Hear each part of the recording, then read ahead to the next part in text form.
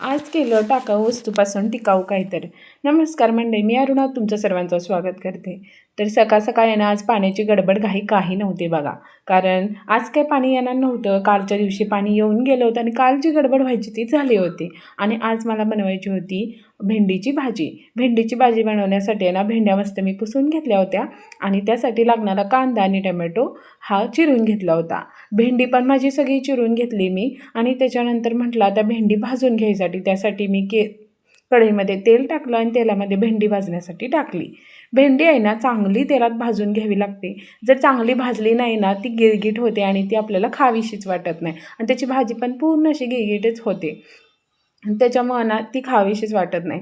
म्हटलं आता आज भेंडीची भाजी बनवायची. ताजी ताजी भेंडी रानातून आणलेली आमच्या इकडे शेतकरीच लोक विकायला असतात ना, त्याच्यामुळं भेंडीची भाजी मस्त म्हणजे भेंडीच छान असते.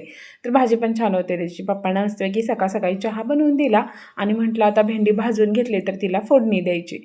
हे डबल फोडणी द्यायचा का कंटाळा येतो, पण ती द्यावीच लागते. त्याशिवाय भेंडी चवीला लागतच नाही. त्यासाठी मी तेल टाकलं कढईमध्ये, थोडासा कांदा टाकला.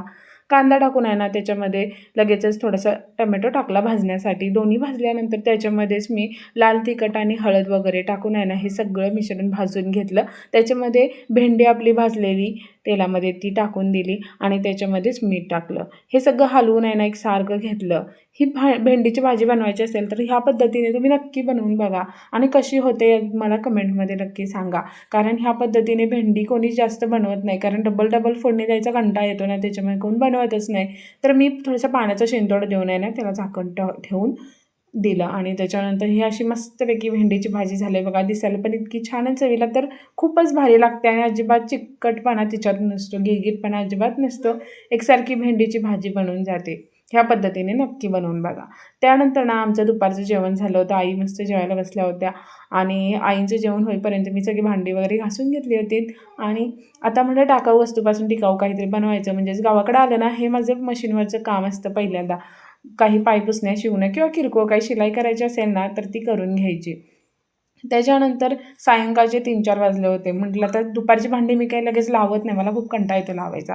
मग कधी आईला वेळ असला तर आई लावतात, नाही तर मग तशीच असतात ती सायंकाळीच लावतो आम्ही. तर 4-5 वाजले होते आणि म्हटलं आता भांडी लावून घ्यायची आणि बाकीच्या कामाला लागायचं. त्याच्यानंतर आई बोलल्या की दळण करायचं आहे. म्हटलं दळण करून घेऊयात, कारण पीठ पण संपत आलं होतं. मग त्यासाठी आहे ना तांदूळ आणि ज्वारी मी पाकडून घेऊन छान अशी दळण करून घेतलं आणि थोडे कपडे लावायचे होते. कारण गावाकडं मी नसल्यामुळं ना आईना जास्त जमत नाही ठेवायला कपडे. तर मग आपण आल्यानंतर आहे ना ह्या सगळ्या गोष्टी आहे ना व्यवस्थित ठेवायच्या. म्हणजे आणि कुठे काय ठेवलं हे पहिल्यांदा सांगावं लागते, नाहीतर मग तिकडं फोन करून मला विचारतात हे कुठे आणि ते कुठे, असा विषय आमचा होतो.